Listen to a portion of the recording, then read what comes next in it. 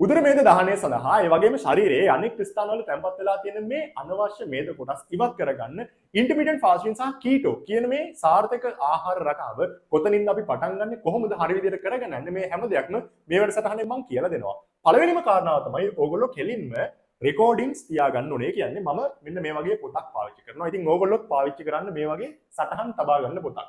මේ පොතේ දාන්න දිනය ඊට පස්සේ ඔයගොල්ලන්ගේ වයස දාන්න. මොකද කාලයක් ගියාට පස්සේ ඔයගොල්ලන්ට දැනගන්න පුළුවන් මේ වයසේදී මගේ බර මෙච්චරක් තිබ්බා. පස්සේ මම මේ ගන්න අඩු කරා. ඉතින් මෙන්න මේ හැම දෙයක්ම ඔයගොල්ලන්ට දැනගන්න පුළුවන්. ඒ නිසා වයස දාන්න. ඊට පස්සේ බර ගන්න කිලෝග්‍රෑම් වලින්. මම ඇයි කියලා ඉස්සරහට කියන්නම්. උස ලබා ගන්න සෙන්ටිමීටර වලින්. ඒතකොට මේ මම දාලා තියෙන්නේ මගේ උස සහ බර. මම කිලෝග්‍රෑම් 76ක් බරයි. එතකොට මගේ උස සෙන්ටිමීටර් 180යි.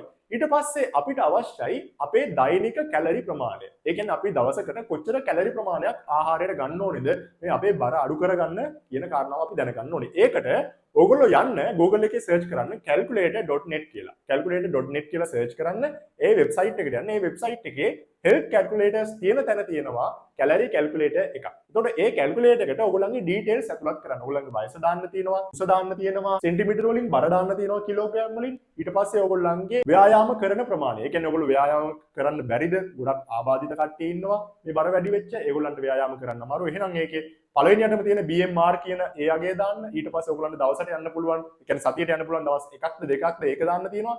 එතකොට මට යන්න පුළුවන් සතියට දවස් 4ක් 5ක් වගේ අතර ප්‍රමාණයක්. ඒ නිසා මම ඒක සිලෙක්ට් කරා. ඊට පස්සේ ඔයගොල්ලන්ගේ ස්ත්‍රී පුරුෂ භාවය දාන්න තියෙනවා. ඉතින් මෙන්න මේ දත්ත ටික ඇතුළත් කරාට පස්සේ ඔයගොල්ලන්ට ලැබෙනවා එක chart එකක්. එතකොට මෙන්න මේ chart එකේ තියෙනවා ඕගොල්ලන්ට දැන් තියෙන බරම පවත්වාගෙන යන්න අවශ්‍ය නම් ලබා ගන්න ඕන කැලරි ප්‍රමාණය මුලින්ම තියෙනවා. සුළු බරෙහි අඩුවීමක් සඳහා ගන්න ඕන කැලරි ප්‍රමාණය තියෙනවා. ඊට පස්සේ බරේ අඩුවීමක් සඳහා ඊට වඩා ටිකක් වැඩිපුර බර අඩු කර ගන්න ඕන නම් දවසකට ගන්න ඕන කැලරි ප්‍රමාණය තියෙනවා. ඊට පස්සේ ඔයගොල්ලන්ට විශාල බර අඩුවීමක් අපේක්ෂා කරනවා නම් එහෙනම් ලබා ගන්න ඕන කැලරි ප්‍රමාණය ඒ chart එකේ තියෙනවා. ඉතින් මෙන්න මේ chart එක ලබා ගන්න. එතකොට මේ chart එකට අනුව මම ගන්නේ උඩින්ම තියෙන අගේ. ඒ කියන්නේ මගේ බර පවත්වාගෙන යන්න ඕනේ. මගේ අගේ තියෙන කිලෝ කැලරි 2500ක් ගන්න ඕනේ. ඒ වගේම මට බරේ අඩුවීමක් ලබා ගන්න ඕන නම්. ඒ කියන්නේ සුළු බර අඩුවීමක් නෙමෙයි බරේ අඩුවීම. තුන්වෙනියට තියෙන தත්ත්වය ගත්තොත් එහෙම කිලෝ කැලරි 2000ක අගයක් ලබා ගන්න ඕනේ. ඒතකොට මෙන්න මේ අතර තමයි මම මගේ ආහාර සැලැස්ම හදාගන්නේ. කියන්නේ ඔයගොල්ලන්ට එන chart එක තියෙනවානේ. ඔයගොල්ලෝ මේ දත් ඇතුළත් කරාට පස්සේ ඒකේ මුලින්ම එන අගයයි තුන්වෙනියට එන අගයයි අතර මැද කැලරි ප්‍රමාණයක් ඔයගොල්ලෝ දෛනිකව ලබා ගන්න. හරිද? හරි. එන්න ඒ විදිහට ඔයගොල්ලන්ගේ කැලරි ප්‍රමාණය කැල්කියුලේට් කරගන්න ඊට පස්සේ ලබා ගන්න ඕන දත්තය තමයි waist circumference එක. ඒ කියන්නේ ඔයගොල්ලන්ගේ බුරියට ටිකක් ඉහළින් ඉන වට ප්‍රමාණය මැන ගන්න ඕනේ. අපේ fat burn එකක් අපිට හොයන්න බෑ weight loss එකෙන්. කියන්නේ බරේ අඩුවීමකින් අපිට අපේ fat burn එකක් හොයාගන්න බෑ. ඒතර fat එක burn වෙනවද කියලා හොයාගන්න පුළුවන් හොඳම සාක්ෂිය තමයි අපේ මේ waist circumference එක. පළවෙනි පියවර විදියට සටහන් කරගන්න පොතක් අරගෙන. දෙවෙනි පියවරට එන්න. දෙවෙනි පියවරේදී දැන් අපි පටන් ගන්න යන්නේ keto diet plan එක. ඒතර keto කරන්න එකපාර keto කරන්න යන්න බෑ. ඒකට තියෙනවා මේ 14 days sugar detox challenge එක. ඒ කියන්නේ ඕගොල්ලෝ අමතර සීනි රහිතව සති දෙකක කාලයක් ගත කරන්න ඕනේ. ඒතර කොහොමද මේක හරියටම කරන්නේ? පළවෙනි දේ තමයි ඔයගොල්ලෝ ඔයගොල්ලන්ගේ ආහාර රටාවෙන් අයින් කරන්න ඕනේ මම මේ කියන ආහාර වර්ග. සීනි, කේක් ಜಾති, පැණි, මී පැණි, මේපල් සිරප් මේ වගේ සිරප් වර්ග පාවිච්චි කරන්න බෑ ආහාර වේලට. චොකලට් ගන්න බෑ. බීම වර්ග පාවිච්චි කරන්න බෑ. ඒ කියන්නේ පැණි බීම, කොකාකෝලා, ෆැන්ටා, ස්ප්‍රයිට්, පෝට්ලෝ, ජින්ජර් බියර් මේ වගේ බීම වර්ග පාවිච්චි කරන්න බෑ.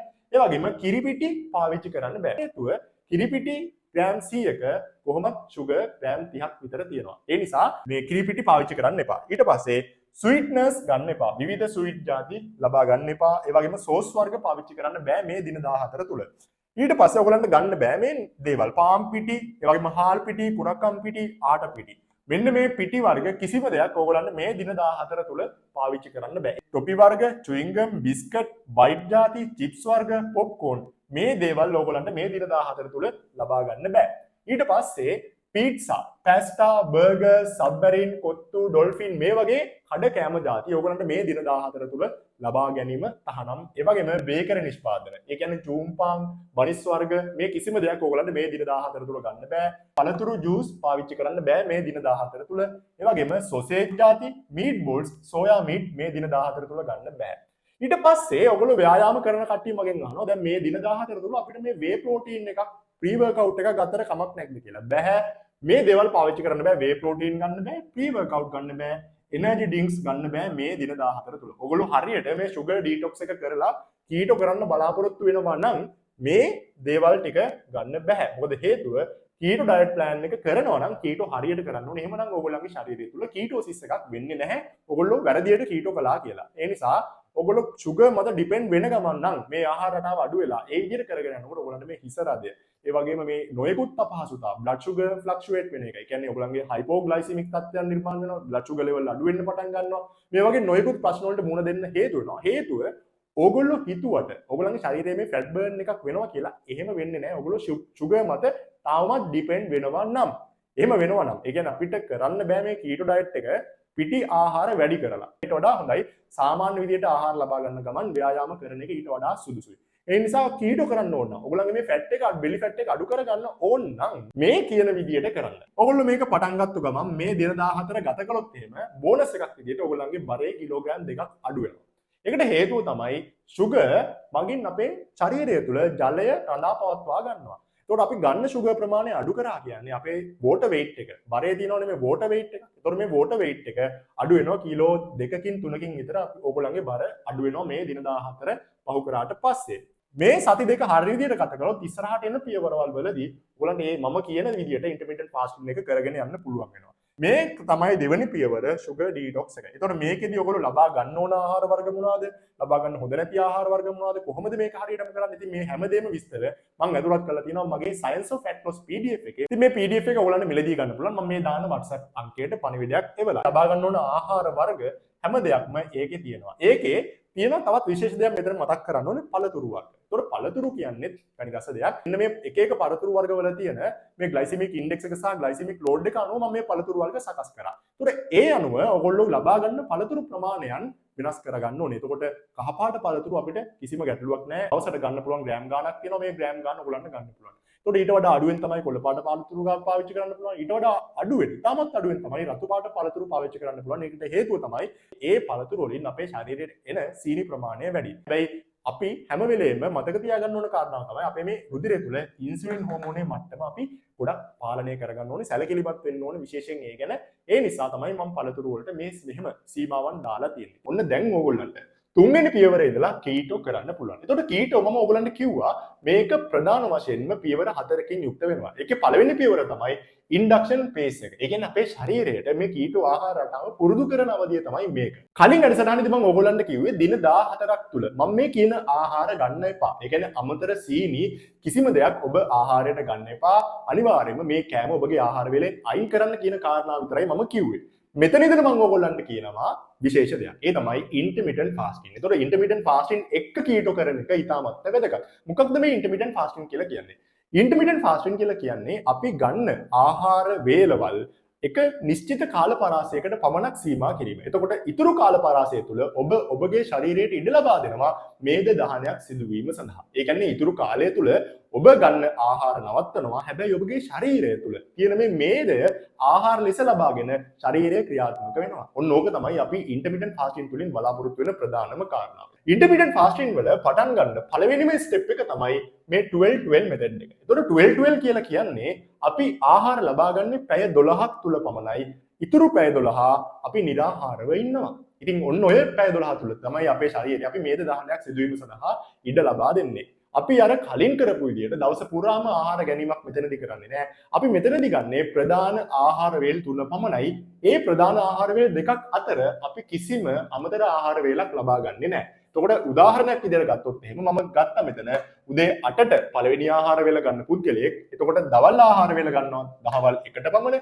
රාත්‍රී ආහාර වේල ගන්නවා රාත්‍රී 8ට පමණ. එතකොට උදේ 8 ඉඳලා රාත්‍රී 8 වෙනකම් පැය 12ක්. එතකොට රාත්‍රී 8ට ආහාර ගත්තට පස්සේ නැවතත් උදේ 8 වෙනකම් ඔබ කිසිදු ආහාරයක් ලබා ගන්නේ නැහැ. ඉතින් ඔන්න ඕක තමයි පළවෙනි පියවර. එතකොට මේ පියවර ඔබ සති දෙකක පමණ කාලයක් කළ යුතුයි. එතකොට මේක සති දෙකක පමණ කාලයක් කරන්න ඕනේ. එතකොට මෙතනදී ඔබ ආහාර ලබා ගත යුත්තේ මෙන්න මේ ආකාරයට. ඒ කියන්නේ මෙතනදී ඔබගේ මැක්‍රෝනියුට්‍රියන්ට් පර්සන්ටේජ් එක ප්‍රධාන පෝෂක අනුපාතයන් ප්‍රෝටීන් 135යි, මේද 150යි, කාබෝහයිඩ්‍රේට් 115යි. ඒතකොට කලින් මම කිව්වා ප්‍රෝටීන ටිකක් වැඩි කරන්න කියලා 150ක මට්ටම. හැබැයි ප්‍රායෝගිකව අපගේ ආහාර රටාව තුළ මේක කරගන්න අපහසුයි. මොකද lean meat, එතකොට ගොඩක් දේවල් මේ ප්‍රෝටීන් පමණක් තියෙන ආහාර වර්ග අඩුයි ප්‍රෝටීන් සහ මේදයක් දෙකම එකට තියෙන ආහාර තමයි අපගේ ආහාර වේල තුල රටාව තුල අන්තර්ගත වෙන්නේ බහුලව. ඒ නිසා මෙන්න මේ මැක්‍රෝ පර්සන්ටේජ් එක ඔබට කරගන්න පුළුවන්. ඒ කියන්නේ ප්‍රෝටීන් 135ක්, මේදේ 150ක් සහ කාබෝහයිඩ්‍රේට් 115ක පමණ ප්‍රමාණයකට ගෙන්න ඕනේ. එතකොට මේ කාබෝහයිඩ්‍රේට් 115කට ගේන්න එක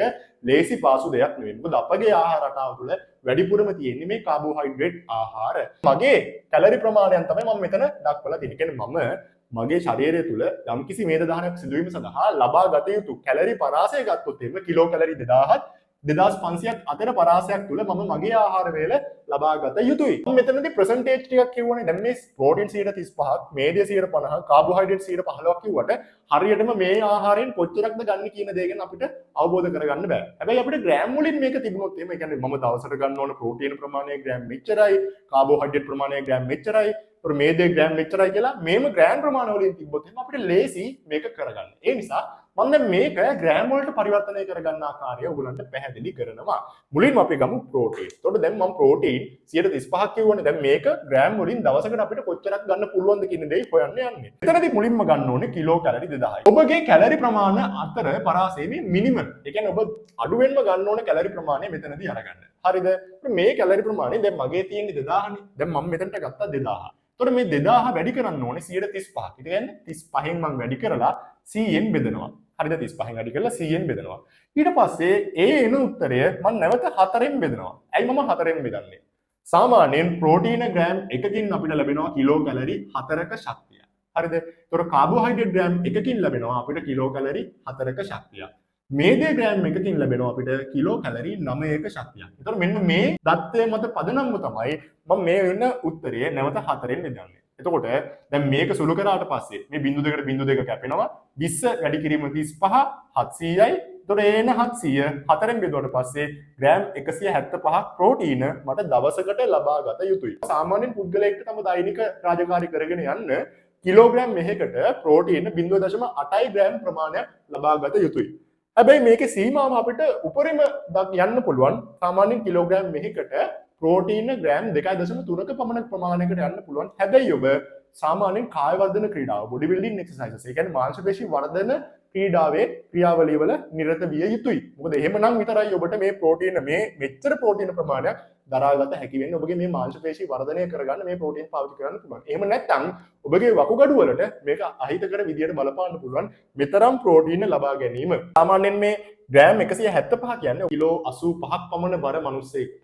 එතකොට එයාගේ මේ කිලෝ 85ක බර අපි දෙකෙන් වැඩි කරොත් එහෙම එන උත්තරයක් තියෙනවනේ. එතකොට ඒ උත්තරේට මේක සාමාන්‍යයෙන් ආසන්න උත්තරය. ඒ නිසා මේ ග්‍රෑම් ප්‍රමාණය මට මේක ගැටලුවක් නැහැ. ඉතින් ඔබ සාමාන්‍යයෙන් මේක සාධනය කළ හැකි මට්ටමේ ප්‍රෝටීන අනුපාතය, ප්‍රෝටීන ග්‍රෑම් ප්‍රමාණයක් ලබා ගත යුතුයි. එතකොට ඔන්න ওই විදිහට ගණනය කරගන්න Taman ලබා ගත යුතු ප්‍රෝටීන ප්‍රමාණය. හරි. දැන් මට දවසකට ප්‍රෝටීන් ග්‍රෑම් 175ක ටාගට් එකක් තියෙනවා මෙතන. ඊට පස්සේ අපි බලමු මේ දේ කොහොමද ගන්න කියලා. ඒ විදිහටම කිලෝ කැලරි 2000 මෙතන ගත්තා. එතකොට මේ දේ මම ගන්න පර්සන්ටේජ් එක 150යි.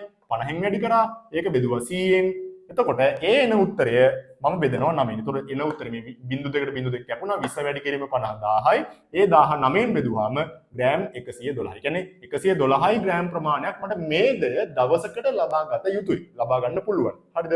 ඊට පස්සේ කාබෝහයිඩ්‍රේට් දැන් ගන්න පුළුවන් 115යි. දැන් අපි බලමු කොච්චර කාබෝහයිඩ්‍රේට් ප්‍රමාණයක් අපිට ගන්න පුළුවන්ද කියලා මේ පළවෙනි පියවරේදී. හරිද? කීටෝ වල පළවෙනි පියවරේදී. එතකොට 2000 වැඩි කරනවා 15න් බෙදනවා 100න්. එන උත්තරේ බෙදනවා නැවත 4ෙන්. එතකොට 300යි එන උත්තරේ. මේ 304ෙන් බෙදුවාම ග්‍රෑම් 75ක් මට දවසකට කාබෝහයිඩ්‍රේට් ගන්න පුළුවන්. එතකොට මෙන්න මේ තියෙන්නේ මගේ ටාගට් ටික. දවසකට මම මෙච්චර ග්‍රෑම් ප්‍රමාණ වලින් ගන්න ඕනේ. ප්‍රෝටීන් මට ගන්න පුළුවන් ග්‍රෑම් 175යි. මේදේ ග්‍රෑම් 112යි. කාබෝහයිඩ්‍රේට් ග්‍රෑම් 75යි. එතකොට මෙන්න මේ පරාසයන් වල මම ආහාර වේල මගේ ආහාර වේල තුන මම ලබා ගත යුතුයි. මේක ඕගොල්ලෝ සතිය දෙකක් මේ ආහාර වේල ලබා ගත යුතුයි. මැක්‍රෝ ටාගට් එක ගත්තට පස්සේ දැන් අපේ එක ආහාර වේලක ලබා ගන්න ඕන තත්ත්වයන් ටික අපිට ගන්න ඕනේ. ඒ කියන්නේ අපි බත් කොච්චරක් ගන්නවද, මාළු කොච්චරක් ගන්නවද, බත් ග්‍රෑම් 100කින් අපිට කොච්චරක් එනවද, කාබෝහයිඩ්‍රේට් ඔන්න ඔය විදිහට ඔබට අවශ්‍යයි ගණනය කිරීම කරගන්න. ඔබට පාවිච්චි කරන්න පුළුවන් MyFitnessPal කියන ඇප් එක. මේ MyFitnessPal කියන ඇප් එකේ විශේෂම ලංකාවේ ලෝකේ ඕනම ආහාරයක තියෙන මේ මැක්‍රෝ පර්සන්ටේජ් කියන්නේ ප්‍රෝටීන, කාබෝහයිඩ්‍රේට් සහ මේදය ප්‍රමාණයන් දක්වලා තියෙනවා. උදාහරණයක් විදිහට ගත්තොත් එහෙම කොළ මැල්ලුම් වල පවා තියෙන කොච්චර කාබෝහයිඩ්‍රේට් තියෙනවද කොච්චර මේදය තියෙනවද කොච්චර ප්‍රෝටීන තියෙනවද කියන දේ පවා ඒකේ තියෙනවා. ඉතින් එන්නේ ඒ වගේ ඇප් ඔයගොල්ලන්ට පාවිච්චි කරන්න පුළුවන් මේ ආහාරවල තියෙන ප්‍රෝටීන් මේද සහ කාබෝහයිඩ්‍රේට් ප්‍රමාණයන් දැන ගැනීම සඳහා. හොඳයි එහෙනම් අපි දෙවෙනි පියවරට එමු. එතකොට මේ මුළු වැඩසටහනෙම හතරවෙනි පියවර කීටෝ වල දෙවෙනි පියවර. හොඳයි දැන් අපි බලමු මුළු වැඩසටහනෙම හතරවෙනි පියවර. මේකෙදී ඔයගොල්ලෝ කරන්න ඕනේ මෙන්න මේ දේ. දැන් මේකේ පළවෙනි පියවර මම කියවනේ මේ සති දෙකක කාලයක් කරන්න කියලා. ඒ කියන්නේ උදේ 8ට ආහාර වේලා අරගෙන අන්තිම ආහාර වේල රාත්‍රී 8ට අරන් පැය 12ක් තුර ආහාර වේල ටික ඉවර කරලා ඊටු පැය 12 ශරීරයට මේද දහනය සඳහා අවස්ථාවක් ලබා දෙනවා. දැන් ඔබ කල යුත්තේ මේ මුල් ආහාර රට වේලෙන් එහෙමත් නැත්නම් අග ආහාර වේලෙන් හෝ පැය දෙකක් ඉස්සරහට හෝ ආපස්සට අර ගැනීම. දැන් ඕගොල්ලෝ උදේ 8ට කෑවනම් දැන් ටිකක් ඕගොල්ලන්ගේ බඩගින්න පාලනය කරගන්න පුළුවන්. හොඳටම බඩගින්න එන්නේ නැහැ. ඔබගේ ශරීරය හොඳට මේද දහනයක් වෙනවා. ඔබ හොඳ ඇක්ටිව් එකේ නම් ඉන්නේ කිසිම ගැටලුවක් නැත්නම් එහෙනම් ඔබට මේක දිගටම කරගෙන යන්න පුළුවන්. කියන්නේ ඔබගේ ශරීරය හොඳටම දැන් මේ කීටෝසිස් තත්ත්වයේ පැවැත්වීගෙන යනවා. දැන් ඔබ ආහාර ගන්න කාලය තව පැය දෙකක් පස්සට ගන්න. එතකොට උදේ 8ට ගත්තා. දැන් ඔබ ආහාර ගන්නේ උදේ 10ට පමණ. ඒ කියන්නේ පළවෙනි ආහාර වේල උදේ 10ට තමයි අරගන්නේ.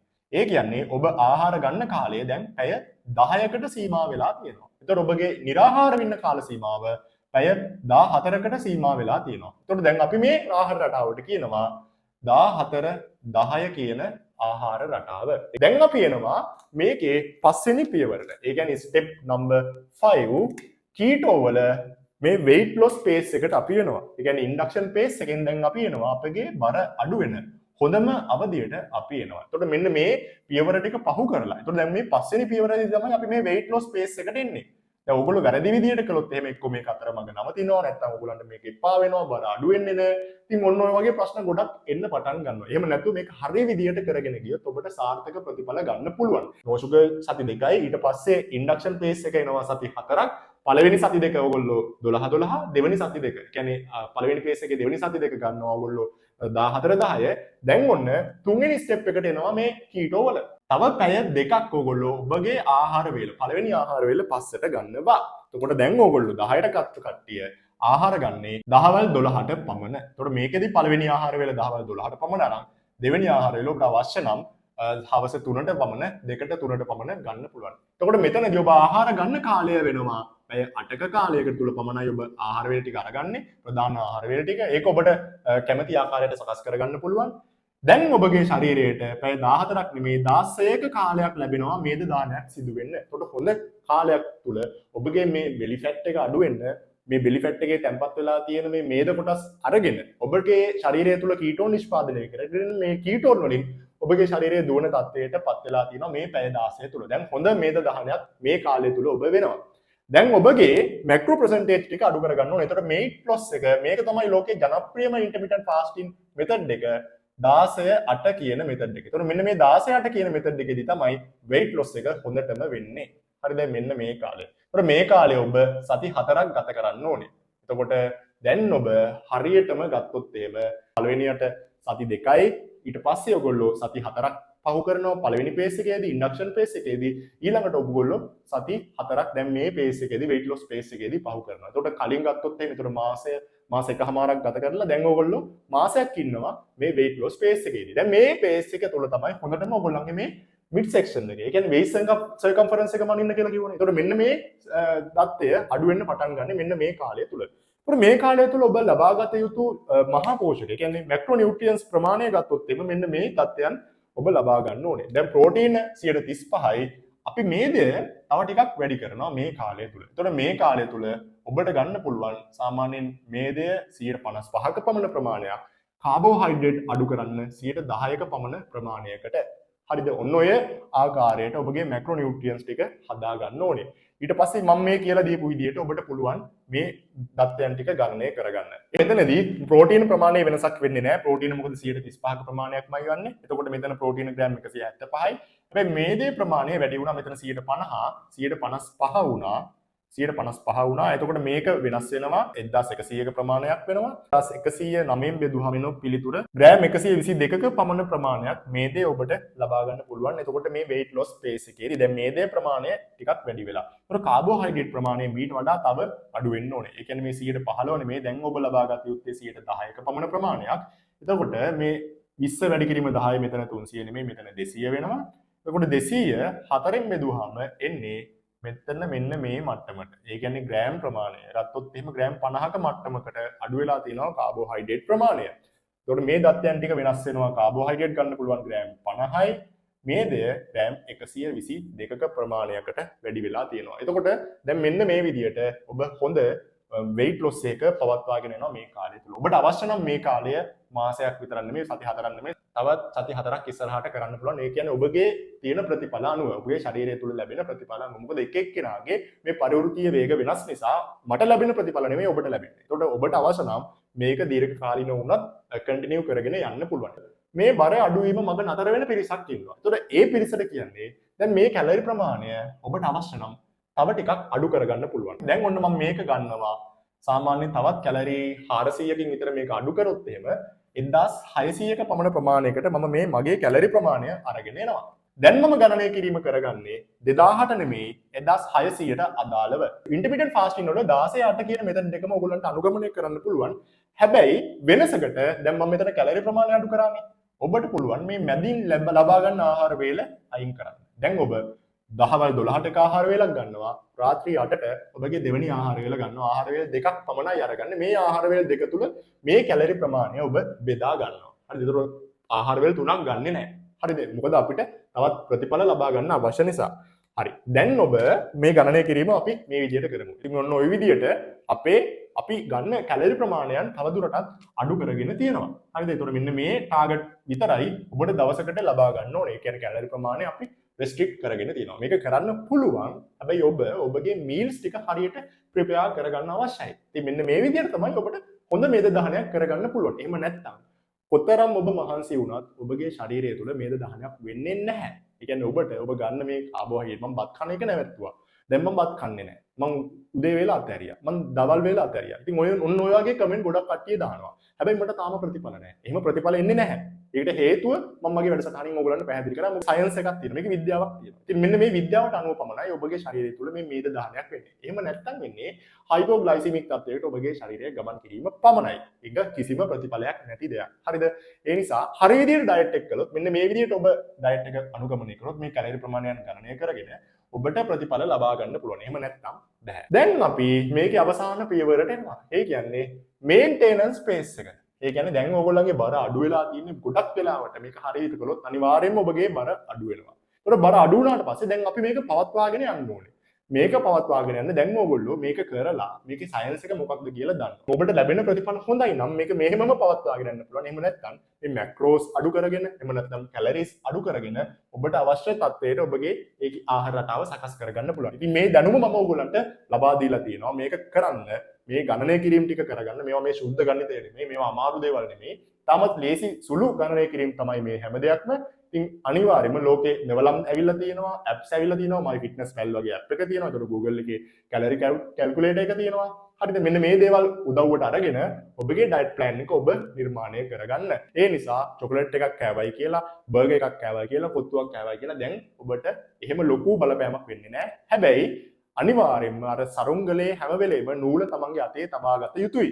එහෙම නැතුව නූල අතහැරියොත් එහෙම මේක කොහේ යයිද කියලා දන්නේ නැහැ. ඒ නිසා හොඳ පාලනයකින් මේ මේන්ටේනන්ස් ස්පේස් එකේදී තමන්ගේ ජීවිතය විදින ගමන් මේ ආහාර පාලනයත් කරගෙන යන්න මේකේ තියෙන ප්‍රතිඵල දෙගුණ තෙගුණ කරගන්න පුළුවන් ව්‍යායාම හරහා. එතකොට මගේ ශරීරය මම දැන් ඕගොල්ලන්ට වීඩියෝ ක්ලිප් එකකින් පෙන්නනවා. මට පුළුවන් සතියට දවස් 4යි. මම මේ සතියට දවස් 4 හරි විදියට වර්ක්අවුට් ප්ලෑන් එකක් හදාගෙන ව්‍යායාම කරනවා. ඒතකොට මම කරන ව්‍යායාම මම පුළුවන් විදියට මම ඕගොල්ලන්ට රෙකෝඩ් කරලා පෙන්නනවා. මම හිතනවා ඕගොල්ලන්ට මේක ප්‍රයෝජනවත් වෙන්නේ නැති. අපිට අවශ්‍ය ඩයට් ප්ලෑන් එක හදාගන්නේ කොහොමද ඉන්ටර්මිටන්ට් ෆාස්ටිං හරියට කරන්නේ, කීටෝ හරියට කරන්නේ කොහොමද කියන දේ සම්බන්ධව මේ වැඩසටහනින් අවබෝධයක් ලැබෙන්නේ නැති. එහෙනම් තවත් හොඳ වැදගත් වැඩසටහනකින් අපි ඊළඟ දවසෙත් හම්බෙමු.